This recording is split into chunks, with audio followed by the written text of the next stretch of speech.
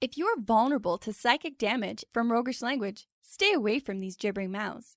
But if you intend on listening to this podcast about enriching your fantastical group hallucinations, you're too far gone already.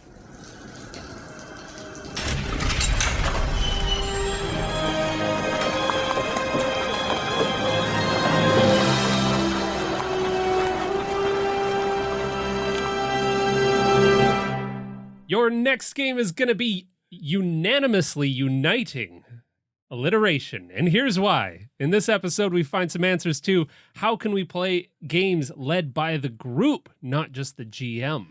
And what techniques can draw players in when they're starting to lean out. And what wonders will the GMTim bring to our games next? Welcome to the Hook and Chance podcast. I'm Travis. And I'm his brother Jordan.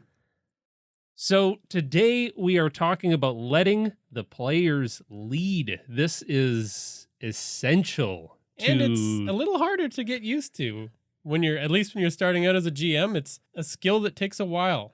Well, if we're being honest, I got into DMing/GMing because I'm a power-hungry maniac. Yes. And I want to tell my story. And I keep trying to slap that out of you.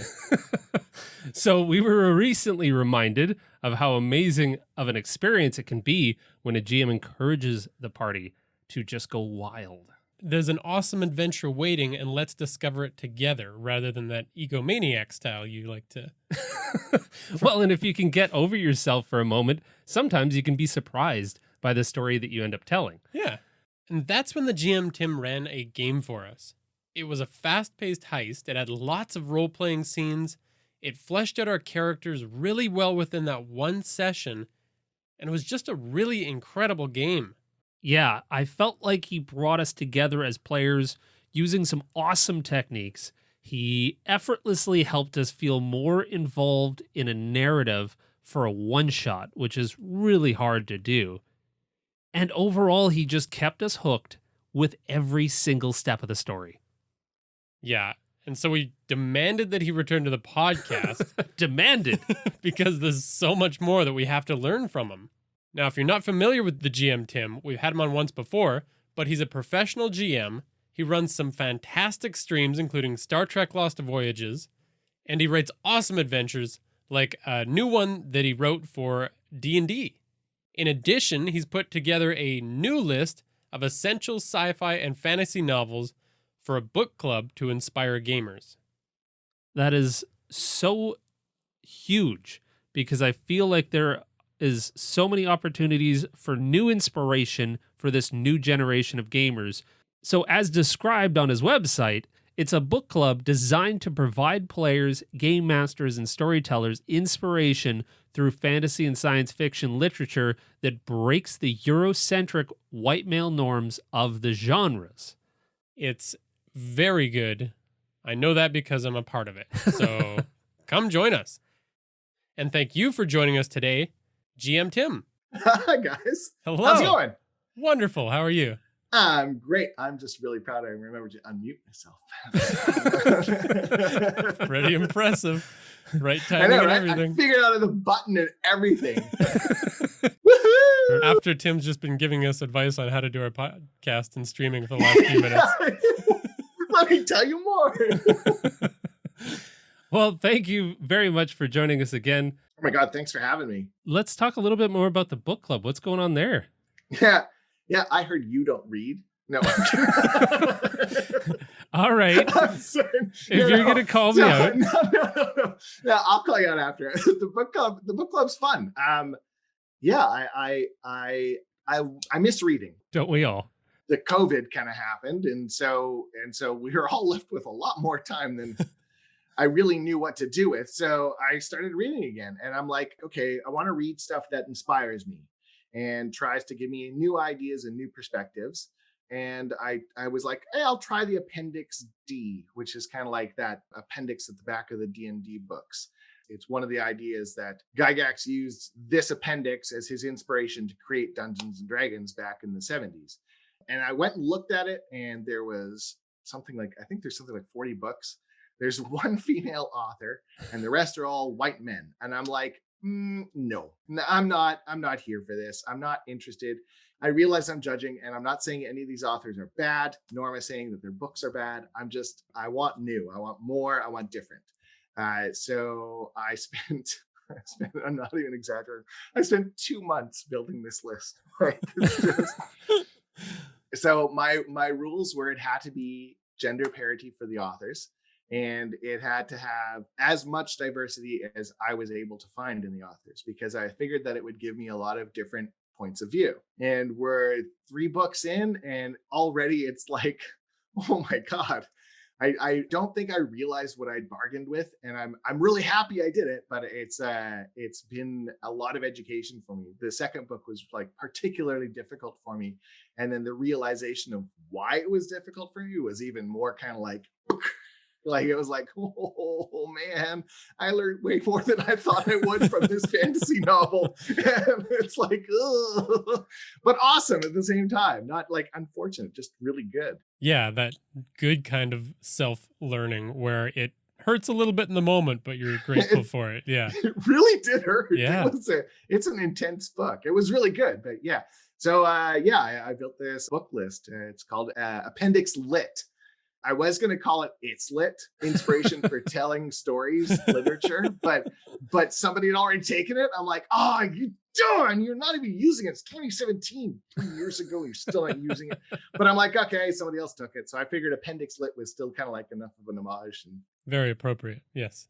Yeah, it's an awesome idea, because I will admit, as somebody who doesn't dive into fantasy literature on a daily basis, as you have so astutely pointed out, that to folks like me, from the surface, it can seem like the fantasy genre in literature is so darn homogenous, but it does take a deeper dive to get into stuff that is really rich and presents some new ideas and new concepts.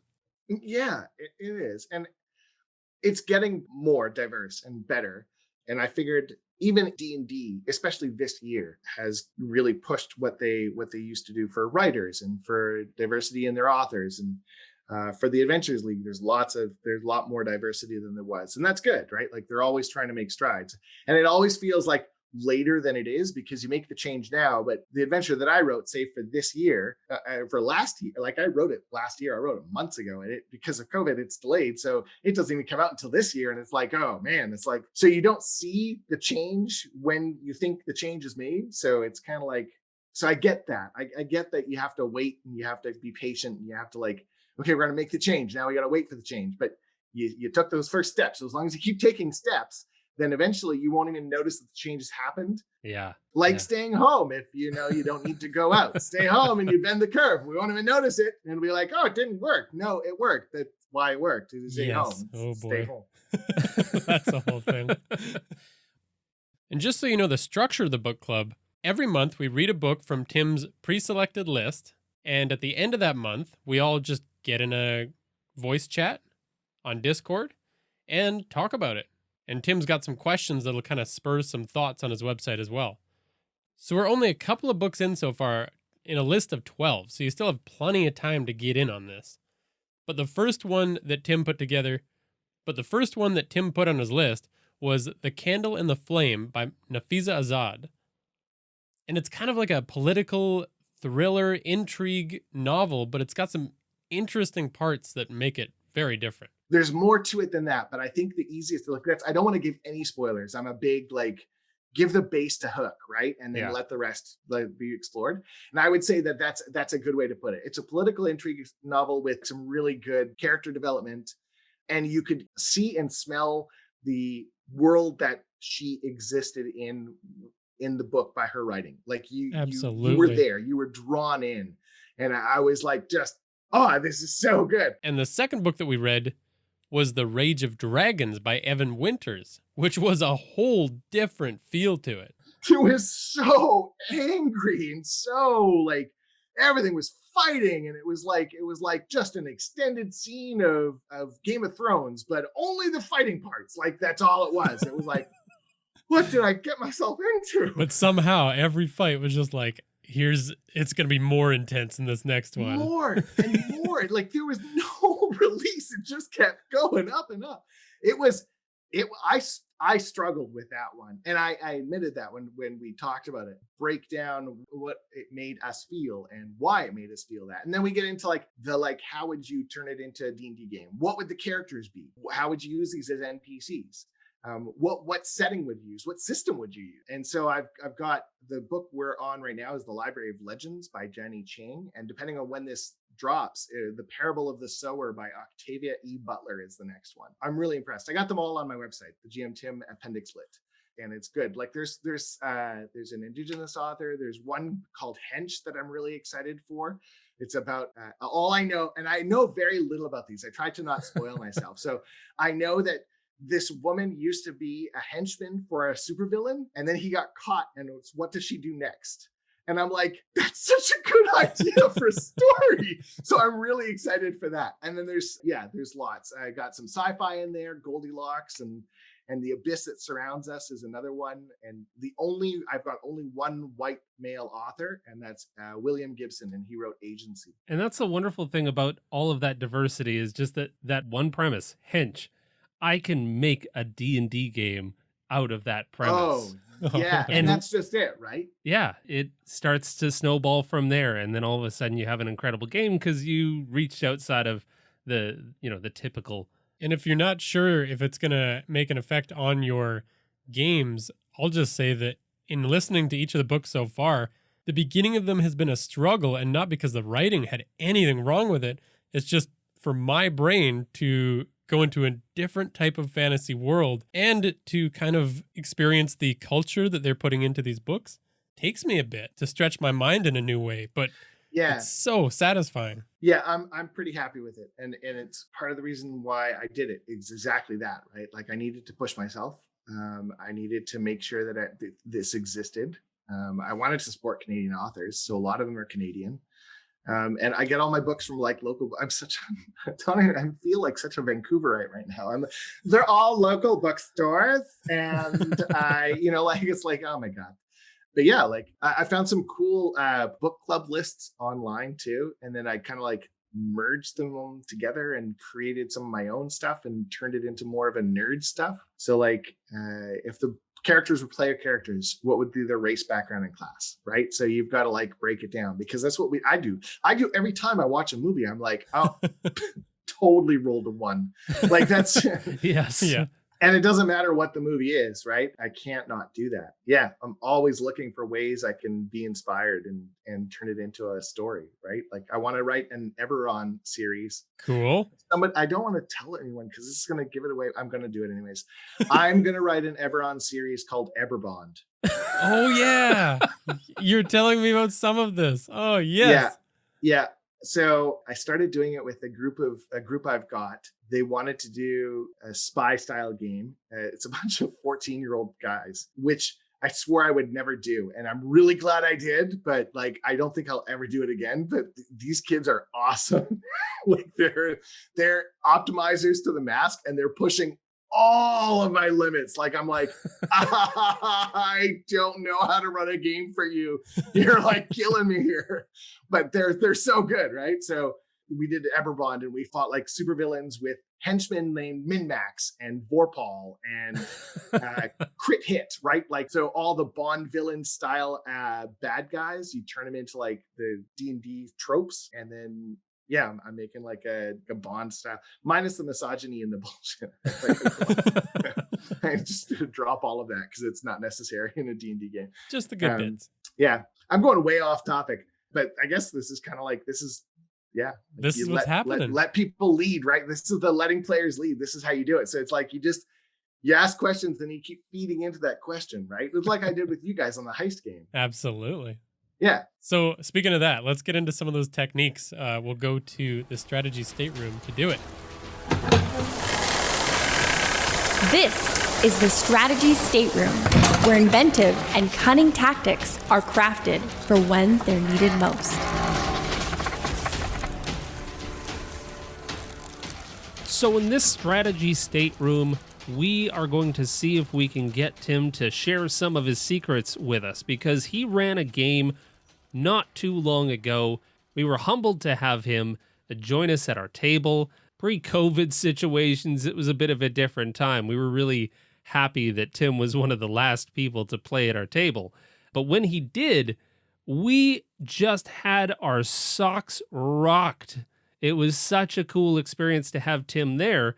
And we kind of broke down, we walked away from that game and we said, what made that game so spectacular and what made the difference? So we boiled it down, your process, Tim, to keep your players involved in the scenes. You had us all take on NPC roles at multiple stages in the game, and it just was all so natural and flowing and really made us stretch our creativity. Strengthen your players' involvement with every decision. This was essentially just you asking all the right questions to keep us going. So hopefully you can shed a little light on how you did that. And finally, get your players involved in the world.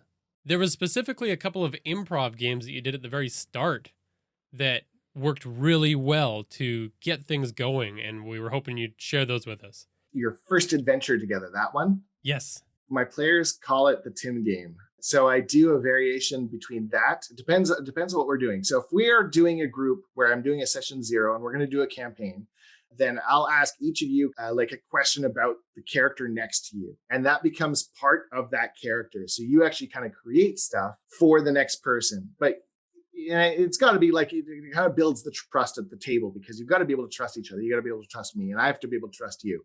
So you can't look at somebody and go, they're like a total jerk and I hate them, right? You don't want to do anything like that. But maybe like, tell me about the time with the noble. So tell me about the time, Travis, when Jordan said that thing to the noble, and has he told anyone else that he said that thing, or is he keeping it secret? He said, huff my butt.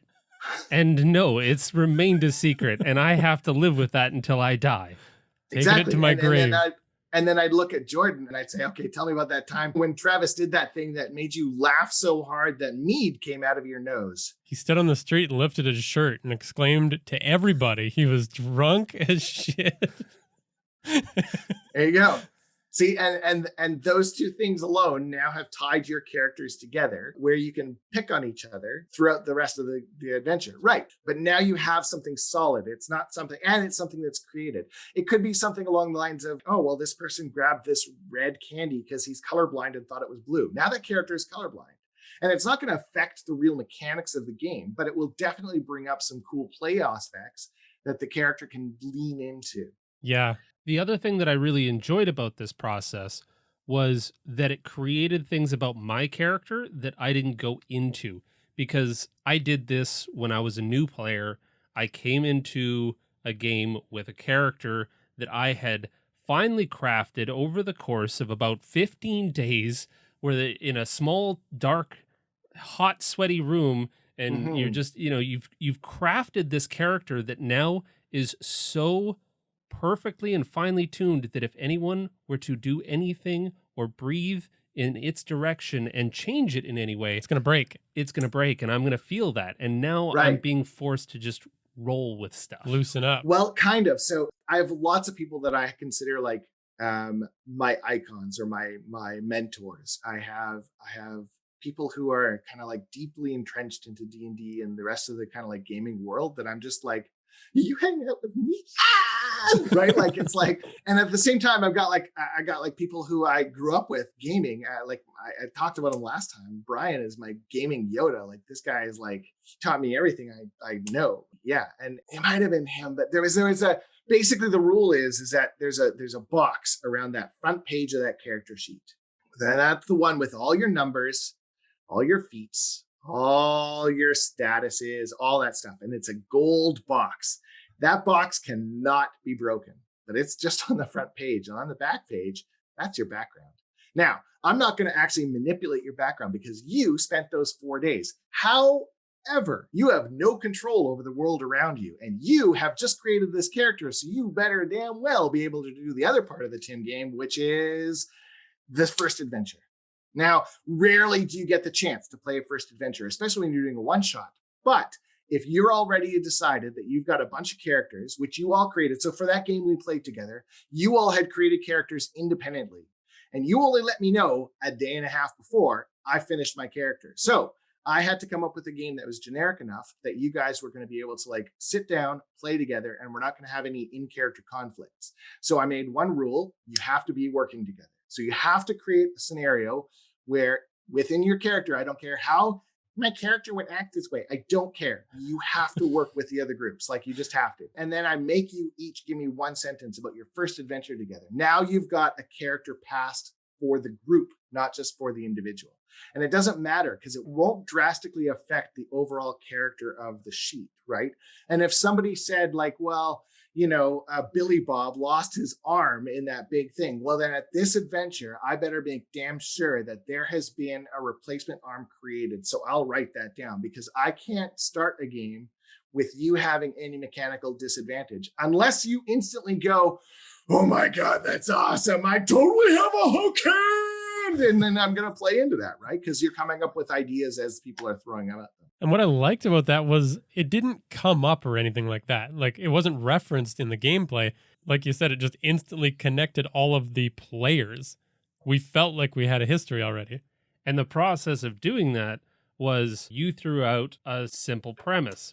You had done a heist before this one that we're about to play through. So what were you after? And the first player starts, and then the next player kind of takes over that. And how did you manage to do that? Well, we got up onto the roof using a catapult.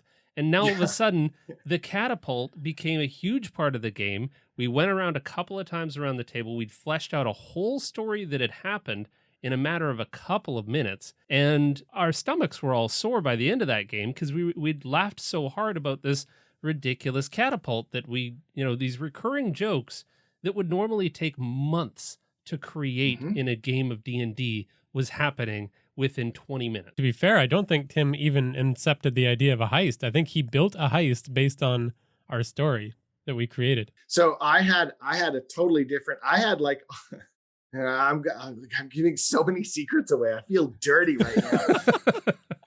I learned a long time ago that for one-shots, unless I have like a published adventure, even one that I've written, you build encounters. So you build a bunch of encounters and you have small threads that will tie them together. So I need you to get X. Okay, you're going to get X. So X is an item, a person, a place. Doesn't matter, just X. Encounter A will lead to encounter B, will lead to encounter C. And you set up about 3 encounters, and getting to X. An encounter can be a really cool trap. It can be a dragon flies overhead. It can be a rust monster attacks you, right? Like it can be anything, but you want them to kind of like loosely lead to each other. So I had these encounters ready to go so that I'm not flipping through the DM's guide and the monster manual going, I don't know what I'm going to throw. I'll do this, right? And you still might end up doing that because the players might take you on a trip. But if you have those encounters kind of ready, you've got that backup where I can just throw that werewolf at you and be like, suck on it, right? Like, but as you guys created your background, you created this concept that you guys were like cat burglars. The guy you actually stole that from in the heist was the same guy that you guys robbed that very first night.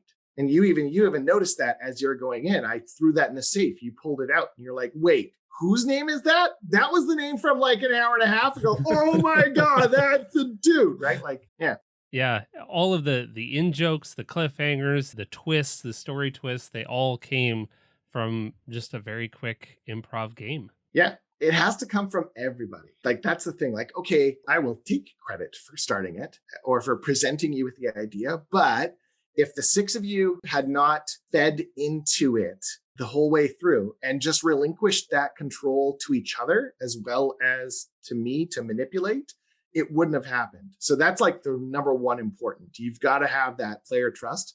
And that's what I find those questions usually create. The one friend that you had that played the Turtle Barbarian, that was so good. Like, and the 2 of them you said they had never played before, the Turtle Barbarian. Who was the other one? What did he played the Tabaxi Bard, yeah. Was it Tabaxi Bard? Yeah. And so they're sitting next to each other and I got this Turtle Barbarian who's like oh, guys, we're gonna go check out this thing. Then he finally rages and he puts on a headband and his 1980s montage music playing, and Final Countdown is like rocking in the background, and he's like, oh, I'm gonna get everything. It turns into a WWE, right? And the Tabaxi Bard is like, saw it coming, right? Like they played into each other so much. It was like, oh my God, where did you guys? Yeah, That was nuts. And that came from that adventure, because the two of them realized they could trust each other with the ideas that they had for their own characters. They weren't going to screw each other over. They were going to feed into it.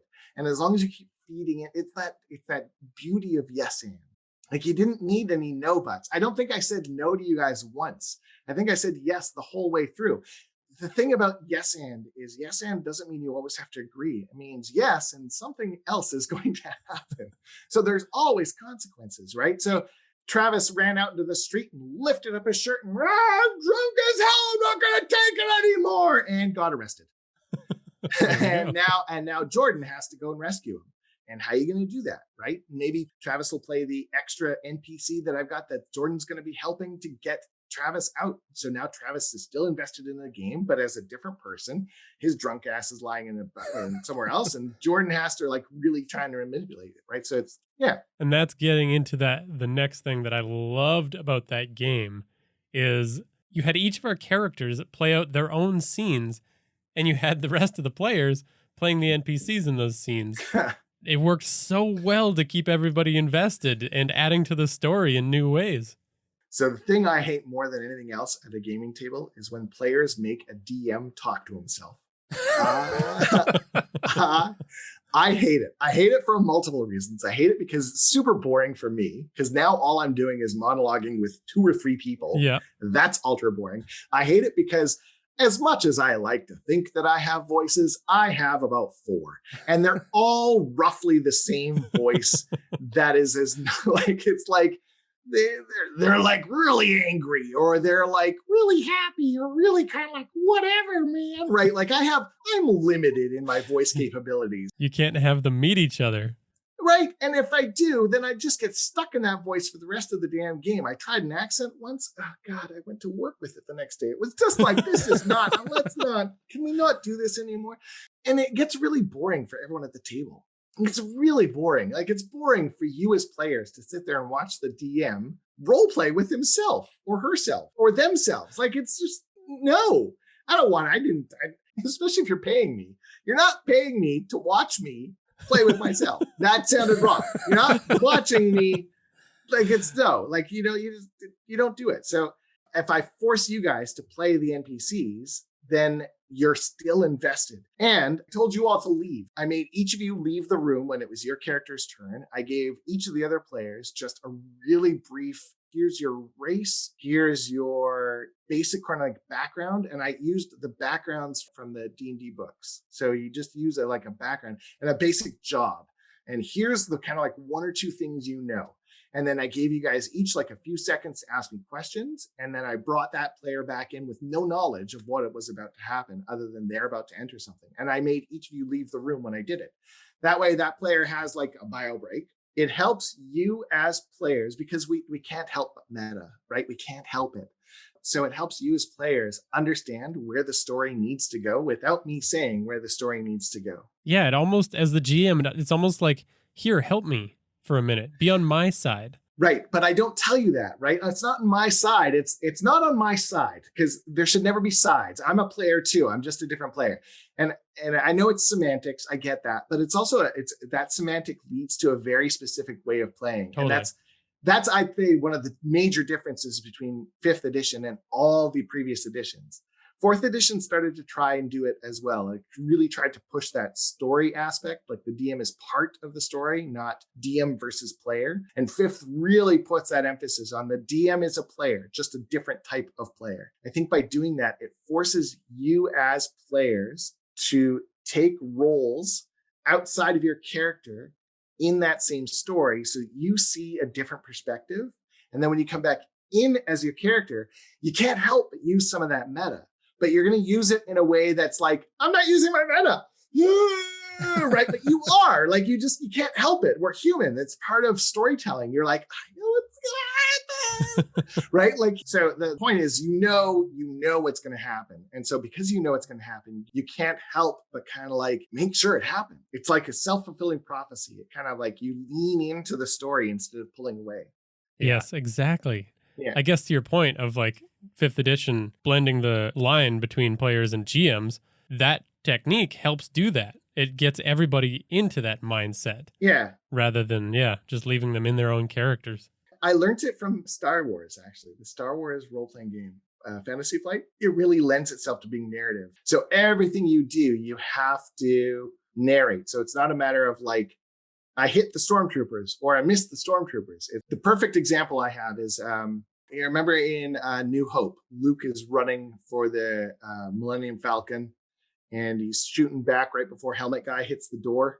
And he's shooting back at the stormtroopers and he misses. So in the rolls, he would have had a failure, but he also had something called a triumph. This is another system. So if you don't understand it, you can look it up. The Fantasy Flight Games has Edge of the Empire. It's really good. Or the Genesis system. So the triumph means that something spectacular has happened. Now he failed, but he triumphed. So he still didn't succeed in hitting the stormtrooper. But what he did was he hit that little panel on the wall. That would have been a hell of a hard shot to hit, like if he had tried. It shut the blast doors, and it now gave them time to escape.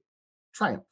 In doing that narration, you allow the player to like maybe fail, but fail forward, and doing so leads into the story. So now they're escaping. Now they have more to do. Now they're not another prison cell game, and they can keep going and, you know. I wonder if that's where I subconsciously picked up when players roll and their number lands precariously close to the DC that I have set. Usually I try to hang people on. So it's hard to do when somebody rolls a 27 on some kind of hit. Obviously they're going to hit and I'm going to narrate it as such. But when players do get a 17 on a 16, it starts as a description of a failure so that I can lead players on only to turn it around. If you guys recall, when we played, you only rolled when it mattered. Everything else you just narrated and I let you do it. There was a lot of things you just said, I'm going to do this. Okay, tell me how.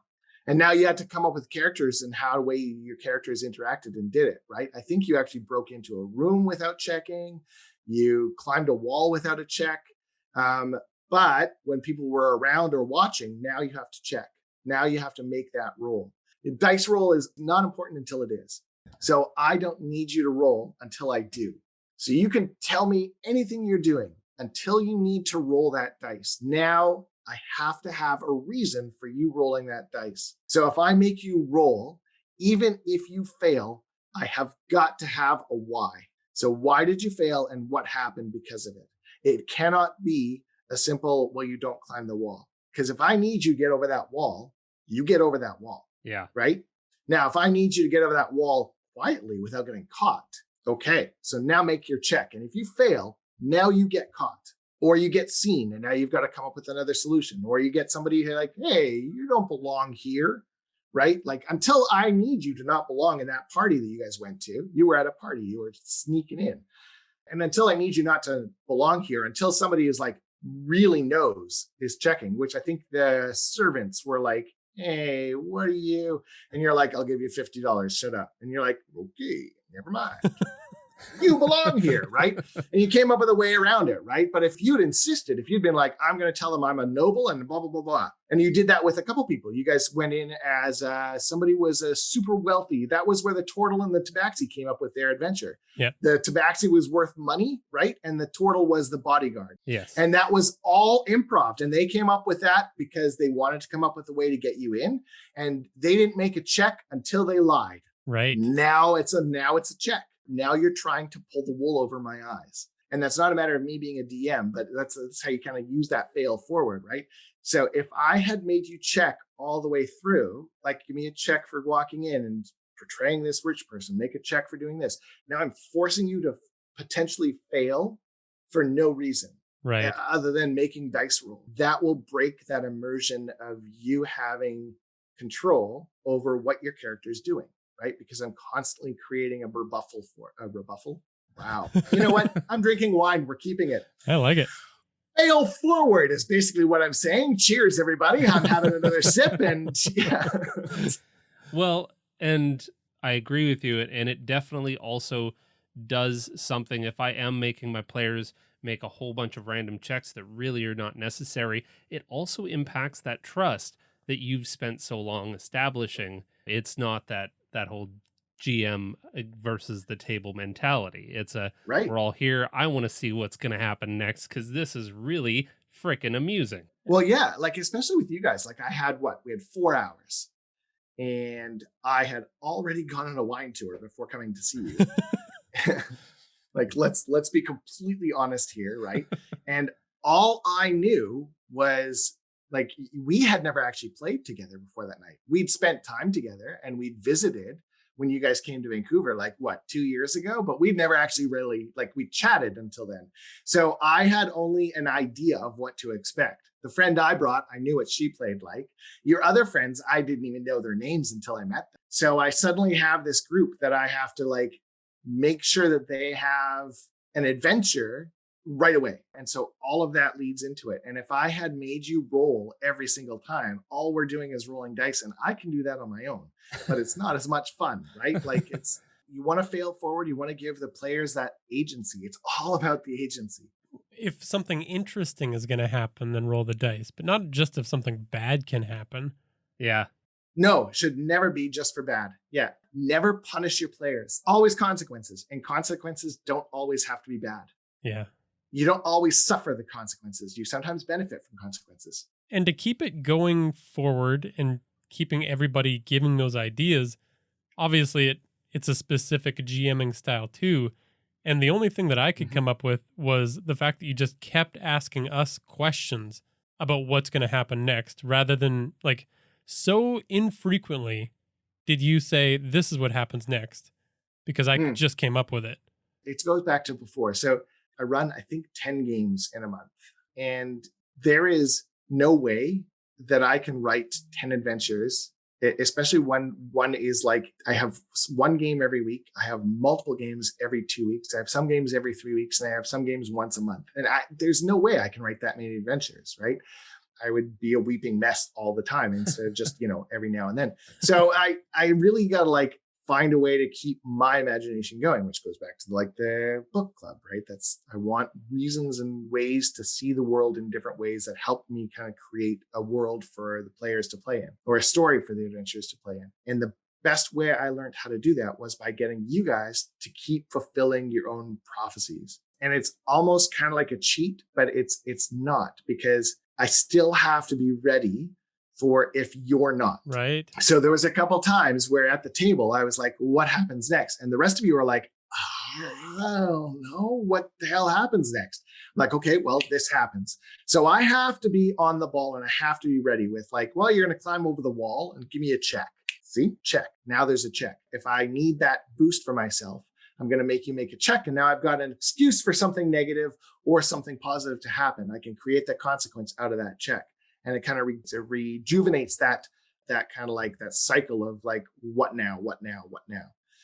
But we all can get into that, you hit a wall that you got to check to get over, right? So if you hit that wall, then you've got to come up with a way to get new information. And I am one DM, but I have 5 or 6 players at my table that have a different mind than I do.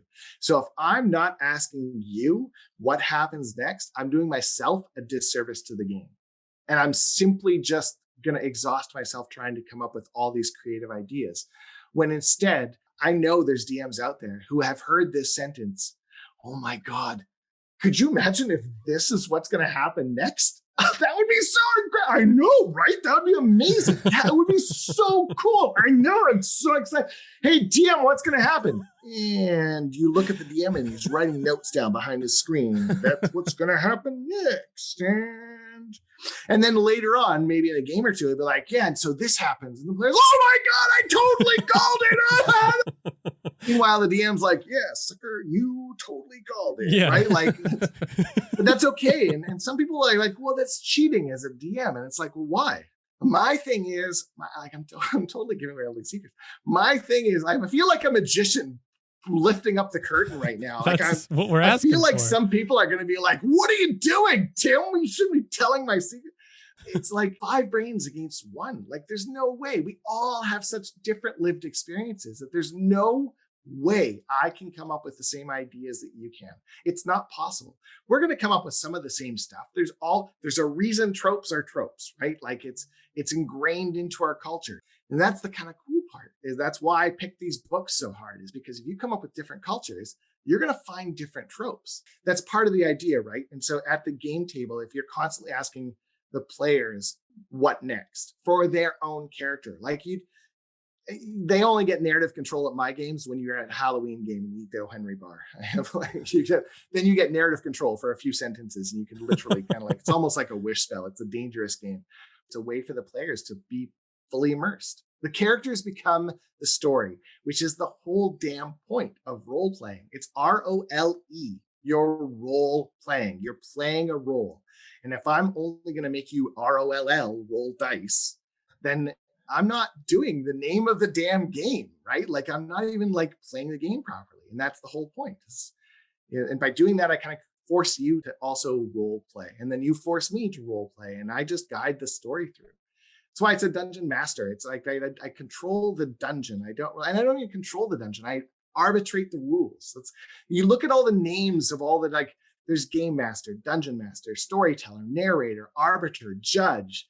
You're the middle ground. You're supposed to be playing that kind of like overall, you see the whole picture.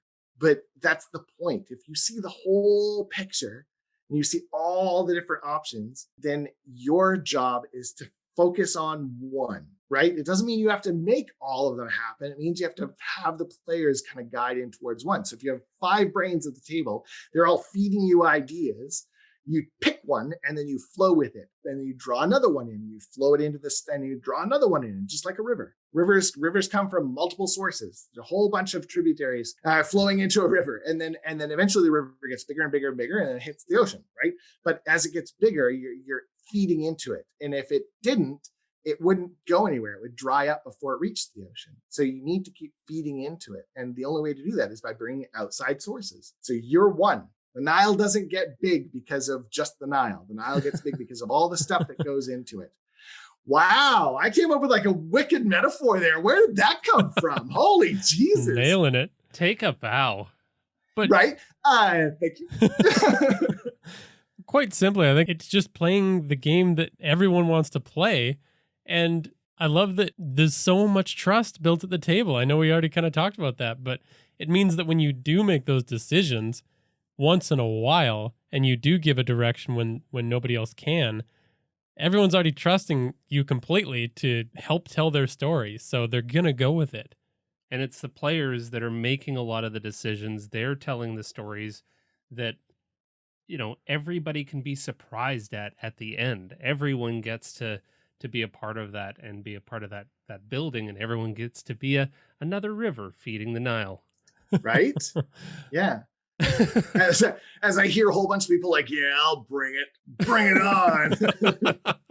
Guy ain't got nothing on me, Nile my ass. I'm a boat. I'm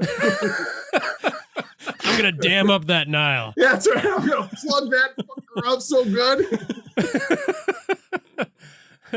We will continue this wonderful relationship that we have with the GMTim and see if we can find more inspiring and interesting ways to GM. Hells yeah. All right, so let's move on to our final segment where we can talk a little bit more about some of your amazing projects that you have in the work, Tim, and it's called The Hero's Stage. This is the Hero's Stage, where fantastic folk have a spotlight turned to them to tell the tales of their adventurous lives.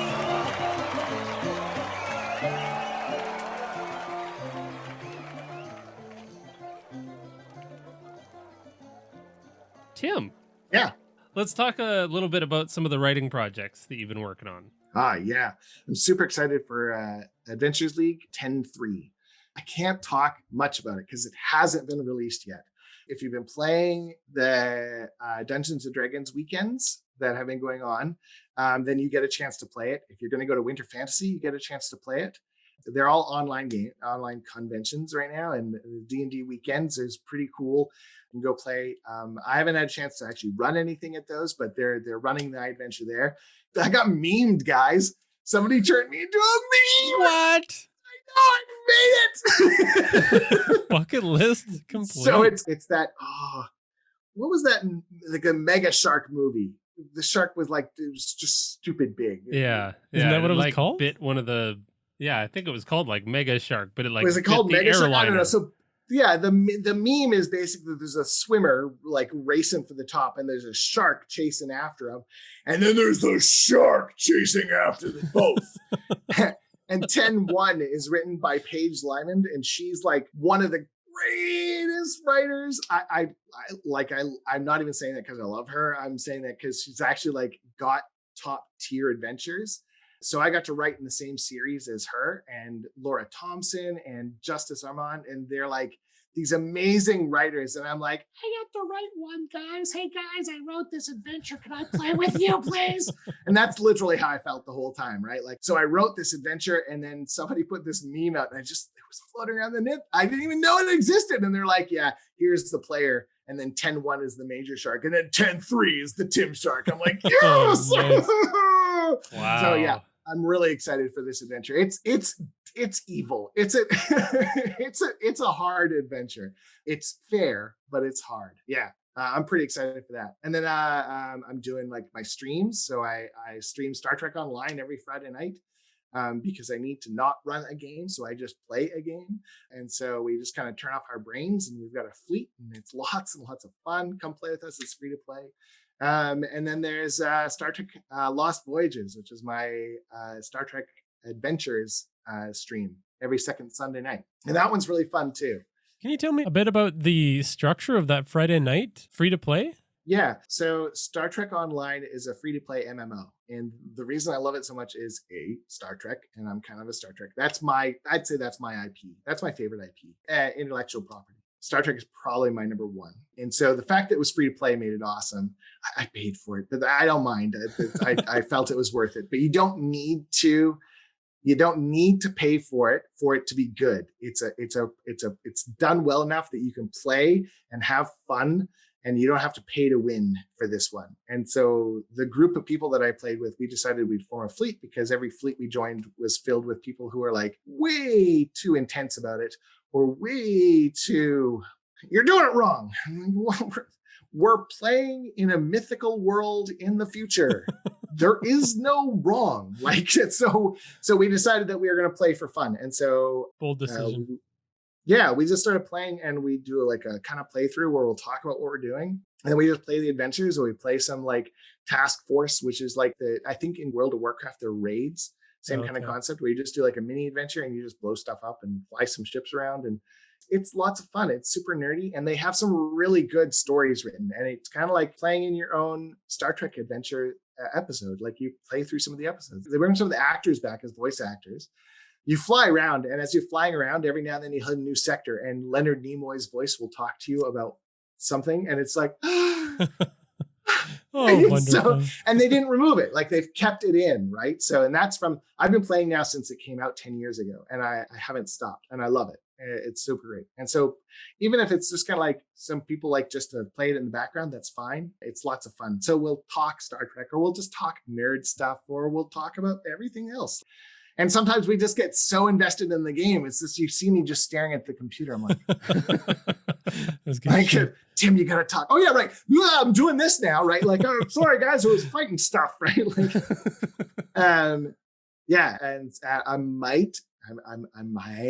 we're hoping to start the Roll to Hit podcast up again this year. What? Fingers crossed, everybody. Yeah, it should be super exciting. I mean, we're working on trying to find time. Basically, that's what it is. It's time. Yeah. And editing podcasts, for anyone who has never done it, editing podcasts is time consuming. Like that's capital letters all the way across, bold font, 96 point. It's not a fast thing to do. So thank you, Tim. Thank you for saying. No, honestly, and the amount of work people like us do, Patreon isn't worth it. Like they're not paying us enough. Like I'm not saying that as like pay them more. Pay people more, honestly. So anyway, Well, you have to do it because you want to do it for sure. Yeah. You have to do it because you want to do it. It's a truly a project of love, and that's part of the reason why really good ones are really good. Like it's one of the reasons why this podcast is so good, is because you guys are invested, and it's like proper players playing with your DMs. You're like into it, and you're here for it, and that's the whole point, right? So for my stuff that I do, I decided that I'm only going to stream and or podcast stuff that I can really, really get into. And I will never do it for any of my paid games because it's no one else's business. It's our world. It's our game. And if you're hiring me for a game, you're hiring me. You're not hiring the world to watch. So that's why I've only got the 2, and why I probably won't do too many more. And I stream on Norse Foundry. They're a dice company out of Florida. They're awesome. Like, they're amazing. Go to their website, norsefoundry.com, promo code the GMTim. No, just GMTim. No, Don't worry, we'll put all the links for everything you're talking about in the show notes for sure. Anyways, so yeah, I'm working on that. I'm hoping to even do a book on how to be a DM. Because I work at a game store on Sundays in Vancouver, and I keep getting people coming in saying, do you have anything that'll teach me how to be a DM? I hated it when I was a new DM. Like, how do you do this? And they're like, just do it. Oh God, that's never tell somebody that. Like, how do you fly? Just jumping off the cliff. No, down. No, just. So I want to try and write down like a process, and I'll write down my process. And if it doesn't work for you, that's okay. But I figure a lot of DMs don't DM. A lot of people don't DM because they see it as this big daunting thing. And so I kind of want to be like, well, here's how I do it. And if you can use any of these things, you're already one step closer to doing the D&D. Like, so I want to try and treat it as like here's how you can run and create a game. And so I'll kind of like do the steps, and I'll use the books because that's the best way to do it. And we'll build something together, because then you have done it. Now you've done it, and you've had somebody guide you through without being there telling you what to do. It's kind of like, here's how you do this. And then you can try it on your own. And that's kind of what I want to do with the DM tales, is like roll and create as we go. And then what else do? I do the wanna play. That's one of my favorite things that I do right now. I do 45-second how-tos for board games. It's on the Strategies, Games, and Hobbies Instagram, and it's shared also on mine, and it's on my YouTube, and you can see them on my website at the GMTim. Right, we've done 50 games now, I think. Nice. And we got more coming. I think that's all. I'm doing. That's a lot. That's plenty, Tim. That's all. Yeah, I know, right? You can Congrats, take a break. Take and a seat. I work a full-time job too. Jesus, I have no friends. Now I know why I'm single. Never mind, everybody. I understand it. I got it. Figured it out. Well, not single after this podcast comes out, because gonna have people lining up. Right. Thank you so much. I suppose it's time to wrap this up. We could keep going all night. I mean, we have. The 3 of us have just like talked on stuff. Yeah. You can check out Tim and his group as they play Star Trek Lost Voyages every second Sunday on the Norse Foundry Twitch at 7:30 p.m. Pacific time. You can join that appendix lit by joining the Discord, but we'll post a link for you so you can find it in the show notes. You can follow Tim if you want to keep up with his, I think it was 30 dozen projects. Yeah. At this point, I feel like it has to be a made-up number like Flevity 5. Yeah. I am saying that from now on. Flevity 5. It's going on my notepads. Thank you so much for sharing more of your wisdom in this episode, Tim. Guys, always a pleasure. Wonderful. Well, thank you very much. Thanks to Tabletop Audio for the sound effects you always hear in these episodes. You can follow us on Hook and Chance on Twitter, Facebook, Instagram, or Reddit. And you can join us in our community of players and DMs. Not our. They are the community, and they're all wonderful on Discord. Thanks for listening. And this is your the GM.